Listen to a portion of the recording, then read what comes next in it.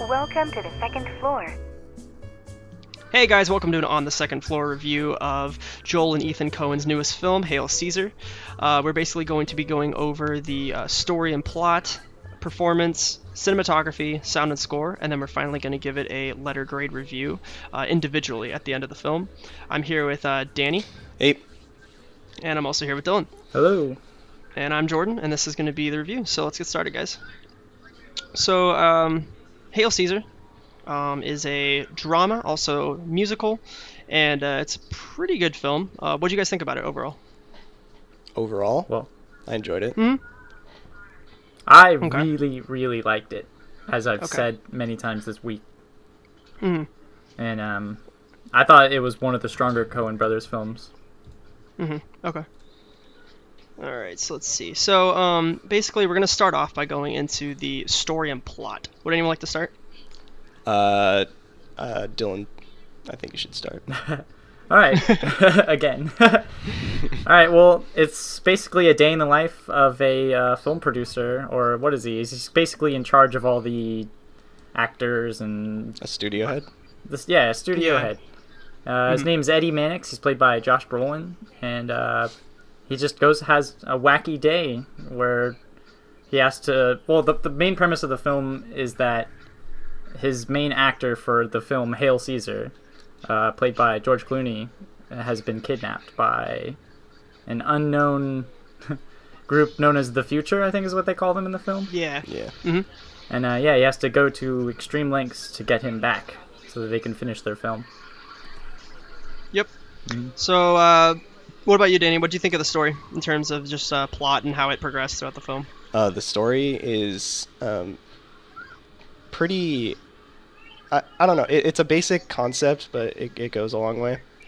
I think it explores a lot more than just this kidnapping. Yeah. So, keep going. No, I'm good.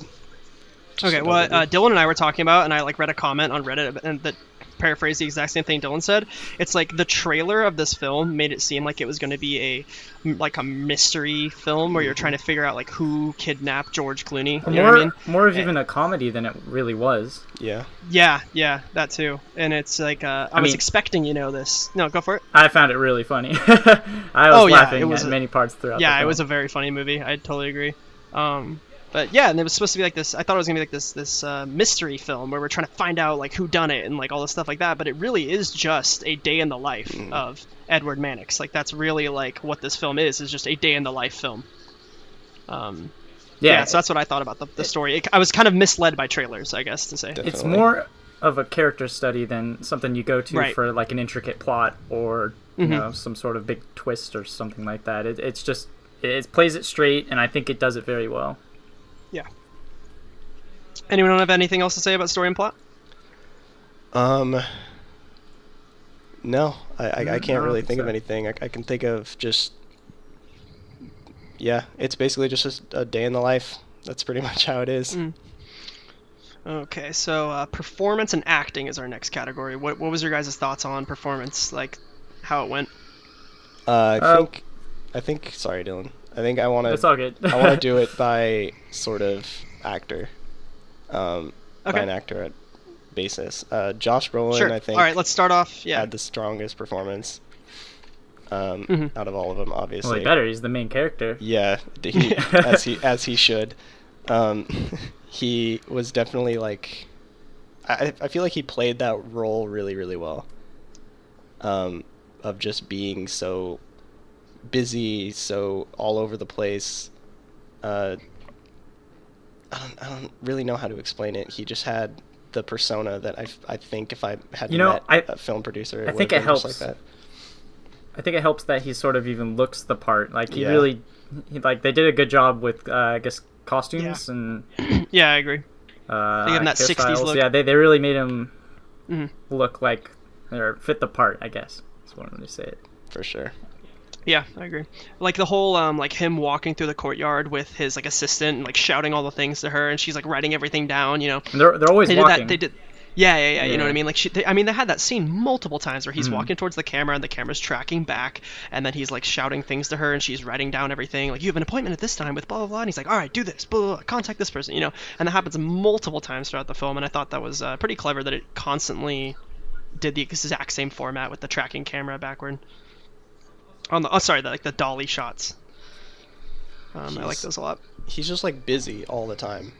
Yeah, and you can I think tell that's what like they're trying his to mind stress. is just always moving, just like on his face. Well, that's a big plot point of the film too. Is he's offered a job at Lockheed, and basically he struggles throughout the whole movie to whether or not he should accept it, because it'd be an easier job, he'd be better paid. It sounded like, and within 10 years he would never have to work again because he of a could pension, retire easily, or being vested.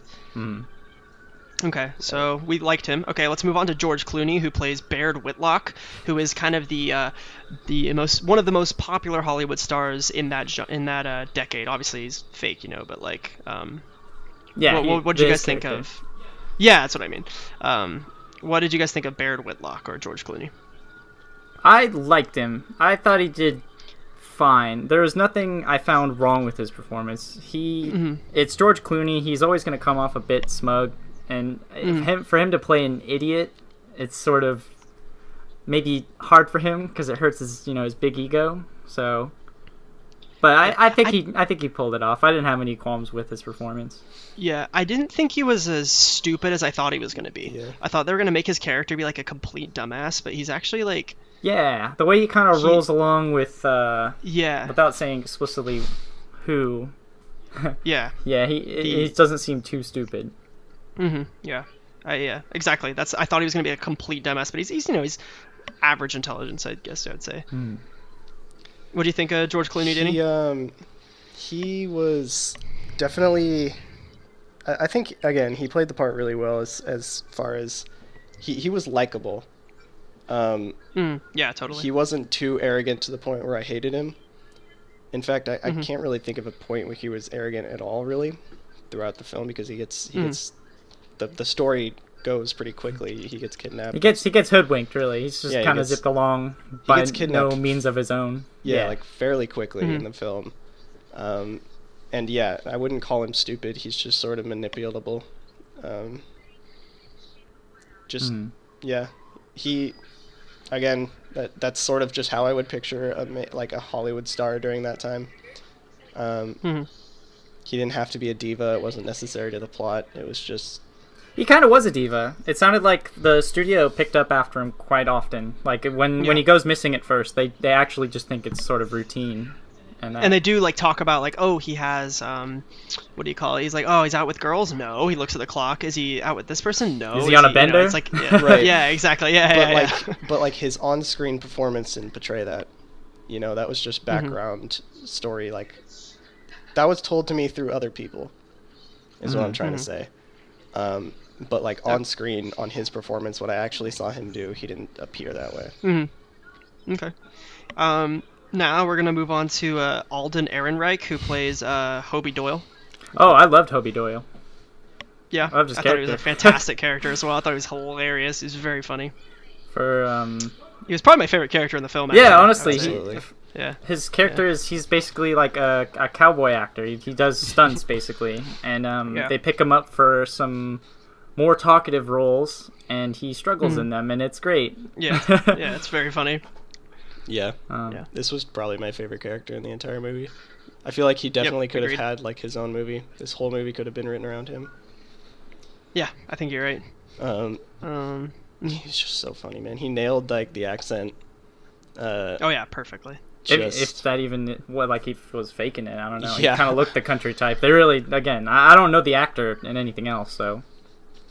Yeah, man. Yeah, no, he's only. I was just looking him up. He's only in about like 2 or 3 other movies, and I've never even heard of him. Absolutely killed it in this movie. Yeah, I thought he was really good as well. Anything else to say on him, or move on to the next one? No, I love this character. All right, so what I learned, his name is Rafe Fiennes, not Ralph Fiennes. Yeah, Rafe I Fiennes. You. That is what I learned today. What do you guys think of him? He plays Lawrence Lawrence.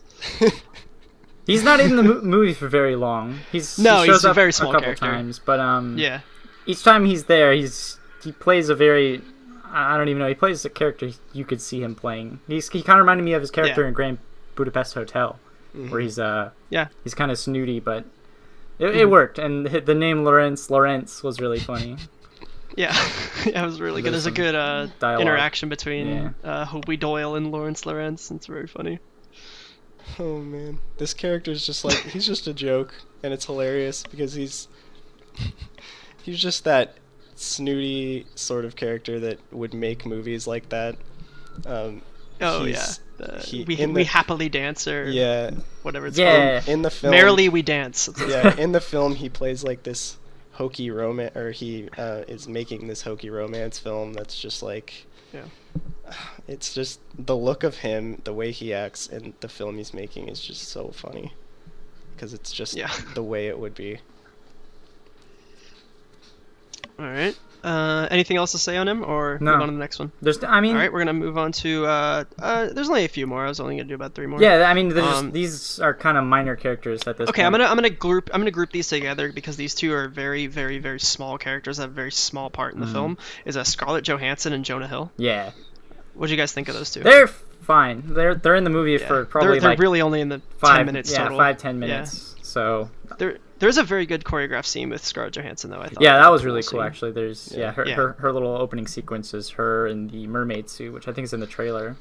Yeah, it is. And it's really cool looking scene. Really well done. Mm-hmm. Yeah, but they're really only in the Jonah Hill probably has 10 lines in the whole film. I think he only has one scene. Yeah, he does. I would say that Scarlett Johansson is the diva of the film, with the huge Brooklyn accent, or not huge, but just strong, thick Brooklyn accent.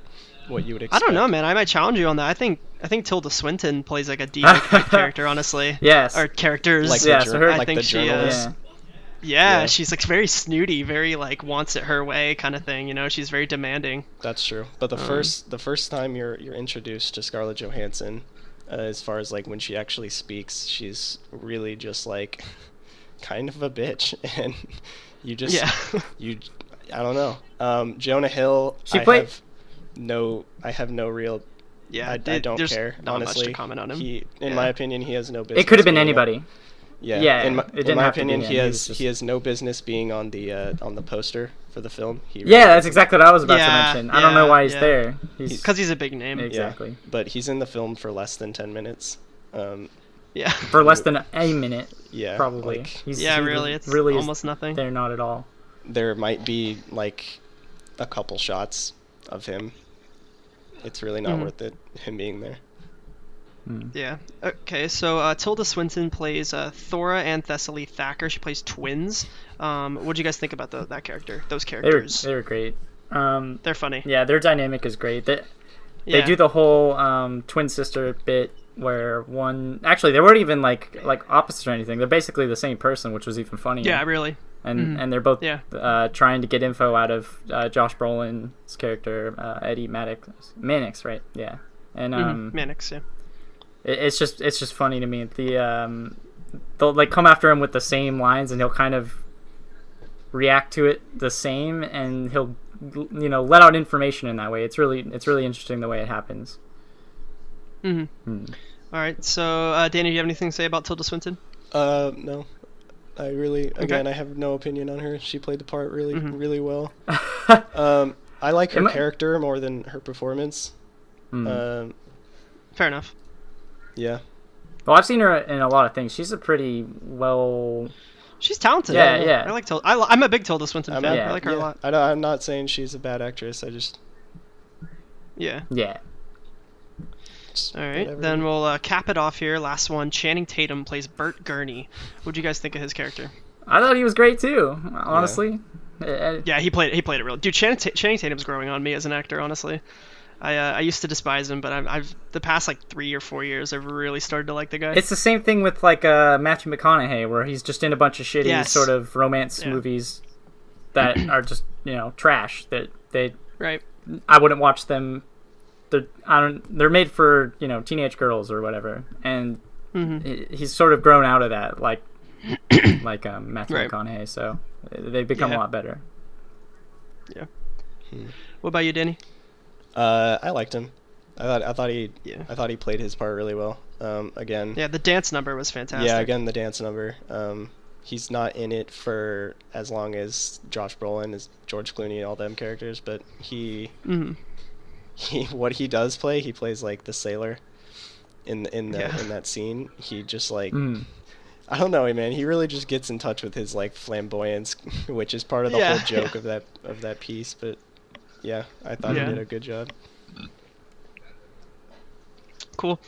So performance, it seems like we really like the acting in the film. Definitely. Yeah. All right. So let's move on to cinematography. So it wasn't really like, obviously the prettiest movie on the planet when you compare it to things like The Revenant or Hateful Eight, things like that are very, what's the word? Stylistic. Landscape-esque, or stylistic, things like that. But, I mean, it did still have some, like, pretty decent cinematography. What'd you guys think about that? Maybe Danny could start off this one. Sure. Go for it, Danny. What it does with its cinematography is it plays a lot with cinema tropes. Which I think is part of the joke, or not joke, but just part of like what it's trying to do. The theme, yeah. Yeah, cinematography wise, it just, I don't know. The film starts off really dark. It kind of almost just takes you through like cinema history in general. That's a good point. A lot of the scenes take place in a sort of period of history throughout cinema, and I feel like the cinematography kind of reflects that. All of the scenes outside of the studios take place, like you said, like in dollies, very modern technology. I thought it was really cool. I think there's a beach house where George Clooney's character is held while he's kidnapped, and it looked like it was entirely like a set to me. Yeah. Like it looked like a little miniature house on like a miniature beach, and I thought it was really cool. I mean, it only faintly looked like that to me, but I thought it was a nice touch because, like you said, it's meant to be reflecting the time period that it is trying. Well, I know what you mean. How do I say this? Yeah, it also does a lot of techniques that I don't know that are just kind of tropes. There's this one scene in particular where he's driving one of the characters, and it does the freaking like the neon signs like passing by. Yeah. Which is just like almost a joke at this point. Almost cliche. No, it's entirely cliche. Yeah. It's smart. Like it's a movie that knows what it's doing when it's has to do with cinematography. It doesn't have it's not trying to be beautiful. I don't think. I think it's just trying to play with these. I thought maybe not beautiful, but I did think it was a really good looking movie. I thought there was a really cool shot at the end where he's walking up the steps of like, I don't even know what the building is. It was like one of the sets basically, and it has like the pillars and the big staircase, and the angle of the shot was like really tilted like almost 45 degrees or something like that. And I thought it canted. Yeah, it came out at a cool point too, when like the intensity of the plot was getting pretty. Tension was high, I guess, and I thought it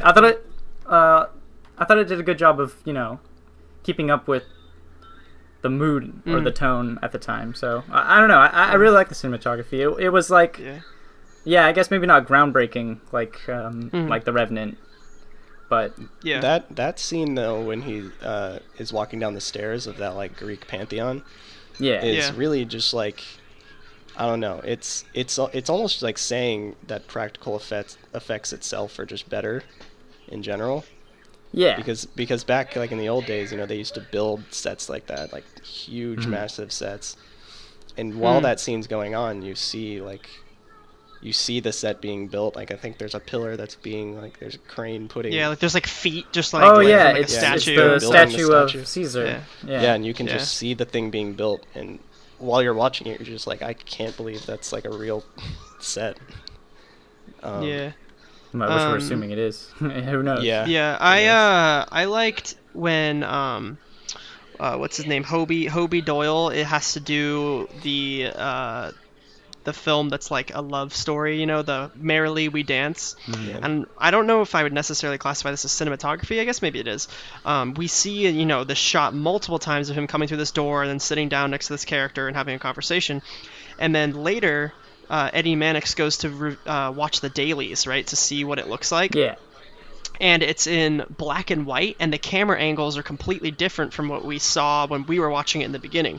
And we get to see it in black and white with the different camera angles and the cuts and like the things like that. And I really enjoyed that. I thought it was cool that even though we've already seen this before, we get to watch it in like a different stylistic way and like a different, a nod to that time period. We get to like see, oh yeah, this is what it would have looked like, even though we just saw it in 2016 cameras. This is what it would have looked like back in the 1960s. Yeah, there's definitely watch Eddie Mannix see it like that. A lot of effort put into the film. There's a lot of like, I'm sure, like I think we mentioned this before we started recording, but that if we were to watch it again and sort of analyze every little line of dialogue and every shot, it'd probably be full of little quirks and nuances. It really was a meticulously made film, I think. Yeah, that scene too is also pretty cool because the entire set is black and white as well. Like it's got black and white tiles and the doors are black and the walls are white. You're right, yeah. I can't really remember the characters, like what they were wearing, but they were wearing like vibrant colored dresses. Yeah, that's just interesting too. We saw like even when we saw a modern version of that same scene, we were like, we saw it differently because of all the colors and all the stuff like that. So that was kind of cool to watch. Yeah. All right, so cinematography seems like we all thought was pretty cool. Sound and score. I guess we could include the music numbers into this, such as the Channing Tatum scene and the Scarlett Johansson scene. They're definitely a part of it. This is, as much as I recall, it was basically like a jazzy sort of. Yeah. Everything about the time period, sort of classical. Maybe not classical, but what would you call the music of the 50s and the 60s? I don't even. Swing? No, maybe not. I don't know. Nah, swing was a little earlier than that. I'm not really sure. But just I guess jazz. Don't know. Yeah, jazz was pretty prevalent through like a lot of the time periods. Even like the 20s had a lot of jazz. Sounds about right. But yeah, sure. I mean, that's it's classic 1950s and 60s music. It sounds really good. So I liked it. Yeah, I mean, there's no complaints. I didn't analyze it too much actually, but it was good. One thing I wanted to talk about. No, go for it. It was good. Just leave that as exclamation. Just yep. Yeah. One thing I really liked was when we first are introduced to Hobie Doyle's character. He's like on this horse and does all these like cool tricks and all stuff like that, and then he brings out the guns and they're like pew pew pew pew pew pew. Like these really old, that they have like a little gun duel, 1960s sound effects. Yeah, and it's like the sound effects are like really old and they're really like pew pew pew pew pew. I love that. I thought it was so cool. It made me laugh a lot. I thought it was funny that they used those types of sound effects, even though we were watching it on the set. We weren't actually watching like and I think that the finished film. That's pretty cool because the movie's set in what was it, Capitol Studios or Capitol? Capitol Studios. So it's basically just a bunch of movie sets, and they go from set to set, so they were able to cover an incredible amount of ground when they were sort of looking back upon old cinema, so they could reference all kinds of things, and that was part of the charm of the movie, I think. Yeah, right. Agreed. Alrighty, so let's move on to our personal reviews. So we're basically all going to give our own individual letter grade and then kind of give a small synopsis of why we're giving it that grade. So who wants to go first? I think Dylan wants to go first. My God. You throw me under the bus every time. You seem really antsy. No, well, all right. I'm also just personally curious to see how high you rate it. I think I want to give it an A-, which maybe is pretty high for the flagship review, but I really think it deserved it. It was perfectly entertaining all throughout. All the acting was good. The music was good. All of the references were clever and not too in your face, I guess. They're not too heavy, I guess. I mean, they're very obvious, but they didn't drag on too long, or they didn't use the same ones over and over again. I thought the dialogue was great, and as a whole, I was laughing through the entire thing. Just it was very funny. It did everything I wanted it to do, and it's a pretty classic Coen Brothers little character study. That's what I think it was. So I really liked it. So I think an A-. I don't think it's like the best movie of all time, but I think it was pretty perfect in most regards. What about you, Danny? I think I'm gonna give it a B+. Okay. It was pretty entertaining, for the most part. Some of the points in the story for me, I'm not saying they're unnecessary, but just kind of didn't really do it for me. Specifically parts with Scarlett Johansson and her character. Yeah. I just didn't really, I wasn't really that interested. I was more interested in the parts of the story that involved around the kidnapping. So like that when that A storyline was going on, I had this whole B storyline with Scarlett Johansson's character, and I just wasn't really that interested. That being said, it was perfectly entertaining. Did have a lot of cool cinematography. If you're a cinema buff, if you're a cinema nerd, a lot of stuff in there that you'll get that other people might not. Yeah. Hobie Doyle's the homie, and yeah, he's a good character.